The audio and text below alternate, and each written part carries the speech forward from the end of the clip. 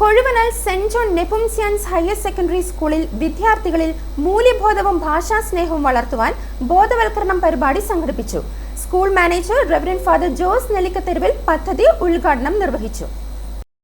Kozhuvanal saint John Nepomucene's higher secondary സ്കൂളിൽ Kozhuvanal lions ക്ലബിന്റെ ആഭിമുഖ്യത്തിൽ വിദ്യാർത്ഥികൾക്കായി ബോധവൽക്കരണ പരിപാടിയും നമ്മുടെ ഭാഷാ പദ്ധതിയുടെ ഉദ്ഘാടനവും സംഘടിപ്പിച്ചു.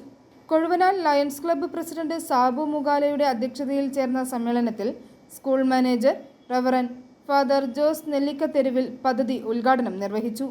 വിദ്യാഭ്യാസം അക്കാദമിക മികവിൽ മാത്രം ഒതുങ്ങുന്നതല്ലെന്നും മൂല്യബോധവും സാമൂഹിക പ്രതിബദ്ധതയും വളർത്തിയെടുക്കുന്നതിലും ഇത്തരം പരിപാടികൾക്ക് വലിയ പങ്കുണ്ടെന്നും അദ്ദേഹം പറഞ്ഞു. Lions chief project coordinator Sibi Plathottam മുഖ്യപ്രഭാഷണം നടത്തി.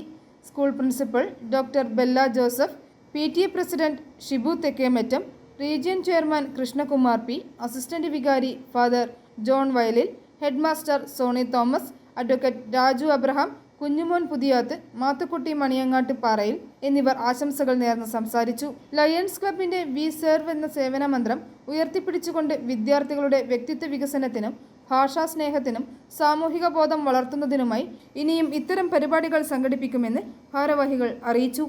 i4 news, Pala.